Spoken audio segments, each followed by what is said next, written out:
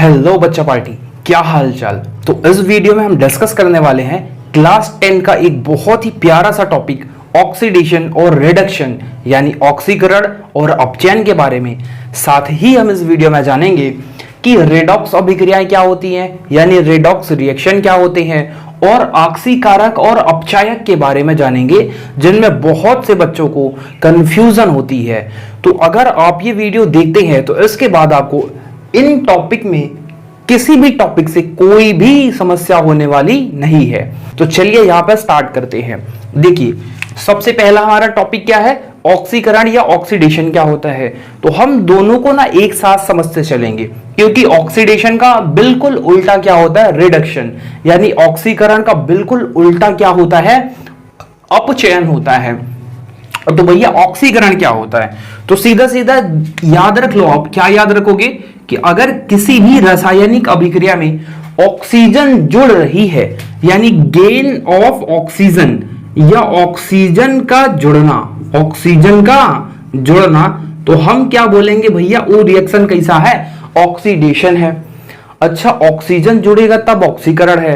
और कैसे पता चलेगा भैया, तो और ये होता है कि अगर हाइड्रोजन निकल जाए, क्या हो जाए, हाइड्रोजन का निकलना भी किस अभिक्रिया का उदाहरण बताता है, तो वह भी बताता है कि वह अभिक्रिया क्या है, ऑक्सीकरण है।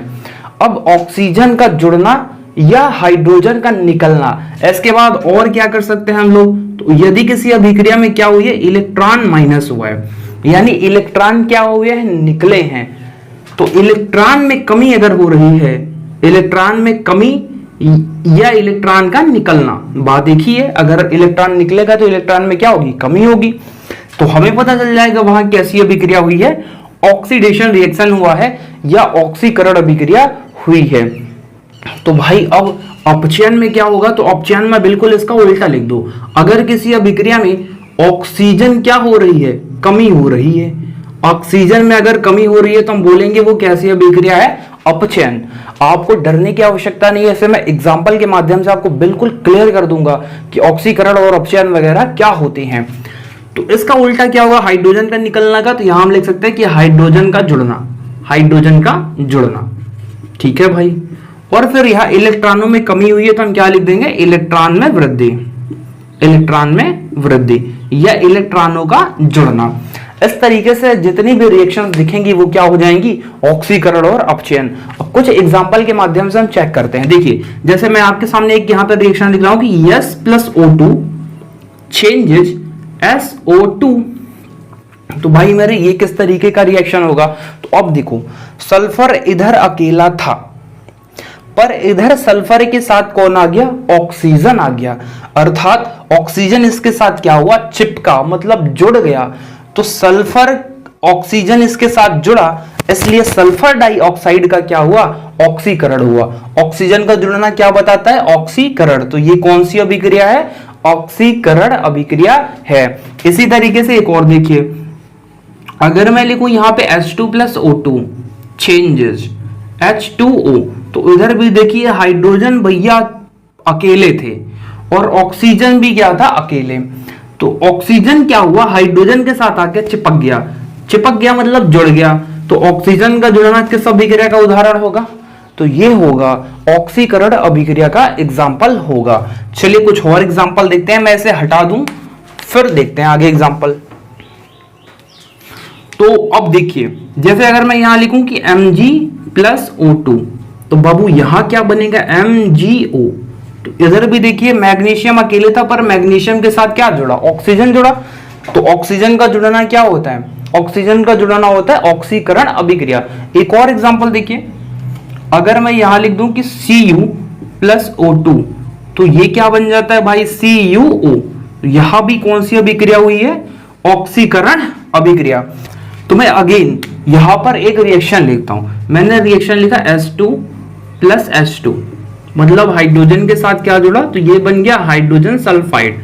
अब हाइड्रोजन सल्फाइड में देखिए इसके साथ हाइड्रोजन जुड़ा, तो हाइड्रोजन का जुड़ना मतलब क्या हो जाएगा, अपचयन। तो ये कौन सी अभिक्रिया का उदाहरण होगा, ये हो जाएगा अपचयन अभिक्रिया का उदाहरण हो जाएगा। इसी तरीके से अगर मैं एक रिएक्शन यहां पे लिखूं बिल्कुल पलट के कि MgO है, इधर चेंज होके Mg+O2 हो गया, तो ये कैसा रिएक्शन होगा? तो देखना, इसके साथ ऑक्सीजन था पर इधर ऑक्सीजन था हो गया, अर्थात ऑक्सीजन इसके साथ पहले था, अभी क्या हो गया कि ऑक्सीजन हट के अलग हो गया। तो ऑक्सीजन का हटना, देखो मैग्नीशियम के पास से क्या हट गया? ऑक्सीजन हट गया। तो ऑक्सीजन का हटना किस अभिक्रिया का उदाहरण होगा? यानी ऑक्सीजन में कमी। तो ये सारे रिएक्शन किसके हो जाएंगे? अपचयन अभिक्रिया के हो जाएंगे। तो चलिए मैं यहाँ पे कुछ और एग्जांपल लिख के आपको दिखाता हूं। अगेन एक रिएक्शन में यहाँ पे लिखता हूं कि ZnO plus C changes Zn plus CO। तो भैया ई कैसा रिएक्शन होगा? अब देखिए बहुत ध्यान से, यहाँ पे हमने देखा ये ZnO है और इधर क्या है? Zn, मतलब ऑक्सीजन में क्या हुई है? कमी हुई है। तो ZnO का Zn में क्या हुआ है? अपचयन हुआ है। क्या हुआ है? अपचयन। और एक एलिमेंट अपने पास क्या है? कार्बन। अब कार्बन का अगर हम देखेंगे तो कार्बन मोनोऑक्साइड में क्या हो गया है? तो कार्बन के साथ ऑक्सीजन जुड़ गया है, इसलिए इसका क्या हुआ है? ऑक्सीकरण। क्या हुआ है? ऑक्सीकरण। तो भैया हमने एक ऐसा रिएक्शन देखा कि इस अभिक्रिया में ऑक्सीकरण भी हुआ और अपचयन भी हुआ। तो ऐसी अभिक्रियाएं जिनमें ऑक्सीकरण और अपचयन दोनों होते हैं उसे हम क्या बोलते हैं? Redox reaction. क्या बोलते हैं? रेडॉक्स अभिक्रिया। रेडॉक्स अभिक्रिया। ठीक है, याद रहेगा, इतनी बात क्लियर हो गई सभी को कि ऐसी अभिक्रिया जिसमें ऑक्सीकरण एवं अपचयन दोनों हों, तो इसकी परिभाषा कैसे लिखेंगे कि ऐसी अभिक्रिया जिसमें किसी एक पदार्थ का ऑक्सीकरण जबकि दूसरे का क्या हो रहा हो? अपचयन हो रहा हो। तो इस प्रकार की अभिक्रिया क्या कहलाएगी? रेडॉक्स अभिक्रिया कहलाएगी। तो ये जो एग्जांपल लिखा हुआ है ये किसका लिखा हुआ है? रेडॉक्स अभिक्रिया का भी है। साथ के साथ क्यों रेडॉक्स अभिक्रिया? क्योंकि इसमें ऑक्सीकरण और अपचयन दोनों हो रहा है। किस पदार्थ का ऑक्सीकरण हो रहा है? तो ZnO में ऑक्सीजन था, तो ZnO में ऑक्सीजन था, पर आप इधर देखिए था हो गया। था हो गया मतलब ZnO के साथ ऑक्सीजन है पर इधर क्या है? गायब हो गया। इसलिए क्या हुआ? ZnO का Zn में अपचयन हुआ। क्या हुआ? अपचयन। और कार्बन का कार्बन मोनोऑक्साइड में क्या हुआ? ऑक्सीकरण। अब मैं एक और रिएक्शन दिखाता हूं आपको। देखिए अब एक और रिएक्शन हम चेक करते हैं। एक और रिएक्शन क्या चेक करते हैं कि मान लीजिए अपने पास क्या है? CuO प्लस H2 और हमने क्या किया? यहां बना दिया Cu प्लस H2O। अब ये क्या होगा भैया? तो ये कौन सी अभिक्रिया का एग्जांपल होगा? तो हमने देखा यहां पे Cu के साथ ऑक्सीजन है पर इधर ना ऑक्सीजन क्या हो गया है? गायब। तो इसलिए जहां से ऑक्सीजन निकलता है तो ऑक्सीजन में कमी किस बात का प्रतीक होती है? ऑक्सीजन में कमी ये बताती है कि इस पदार्थ का क्या हुआ है? अपचयन हुआ है। तो हम फट से पहचान लेंगे कि एक पदार्थ का क्या हुआ है? अपचयन हुआ है। और हाइड्रोजन के साथ ऑक्सीजन क्या हुआ है? जुड़ गया है। तो इसलिए यहां पे इसका क्या हुआ है? ऑक्सीकरण हुआ है। इसका क्या हुआ है? ऑक्सीकरण। ठीक है, ऑक्सीकरण। ऑक्सीकरण। क्या खतरनाक गर्मी है। देखिए यहां ऑक्सीकरण हुआ, यहां अपचयन हुआ। ऐसी अभिक्रिया जिसमें ऑक्सीकरण और अपचयन दोनों होते हैं वो क्या होती है? रेडॉक्स अभिक्रिया का एग्जांपल होती है। अब एक चीज और चेक करते हैं कि भैया ये दो बवाल क्या हो गए। हमने रेडॉक्स सीख लिया, हमने अपचयन सीख लिया, हमने ऑक्सीकरण सीख लिया। अब इनके बाद हम दो चीजें बचती है, ऑक्सीकारक और अपचायक क्या होते हैं। तो ऑक्सीकारक क्या होते हैं वो भी मैं बता देता हूं आपको कि ऑक्सीकारक क्या होती हैं। ऑक्सीकारक वे पदार्थ होते हैं जिनका खुद का क्या होता है? अपचयन। क्या होता है? अपचयन। पर वो दूसरों का क्या करवाते हैं? ऑक्सीकरण। क्या करवाते हैं? ऑक्सीकरण। नहीं समझ आया होगा? चलिए देखते हैं। हम उन पदार्थों को ऑक्सीकारक कहते हैं जिनका खुद का तो अपचयन हो रहा हो पर वो दूसरे का क्या करवा रहे होंगे? ऑक्सीकरण करवा रहे होंगे। जैसे ये देखिए, कॉपर ऑक्साइड का कॉपर में क्या हो रहा है? अपचयन हो रहा है। पर ये कॉपर ऑक्साइड कर क्या रहा है? ये अपना ऑक्सीजन हाइड्रोजन को दे करके इसका क्या करवा दे रहा है? ऑक्सीकरण करवा दे रहा है। अर्थात ये जो कॉपर ऑक्साइड है, ये कॉपर ऑक्साइड क्या होगा? ऑक्सीकारक होगा। क्यों होगा? क्योंकि इसका खुद का क्या हो रहा है? अपचयन, और ये दूसरे का क्या करवा रहा है? ऑक्सीकरण करवा रहा है। ठीक है, अब बारी आती है कि अपचायक कौन होगा? अपचायक, तो अपचायक वाले भैया ये होंगे कि जिनका खुद का तो क्या होगा? ऑक्सीकरण होगा। क्या होगा? ऑक्सीकरण, पर वो दूसरे का क्या करवाएंगे? दूसरे का करवाएंगे, अपचयन करवाएंगे।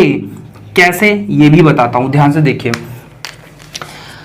हाइड्रोजन ऑक्सीजन को लेकर के क्या करवा रहा है? अपना तो ऑक्सीकरण कर रहा है। ये देखो, हाइड्रोजन का क्या हो रहा है? ऑक्सीकरण, इससे ऑक्सीजन ले रहा है।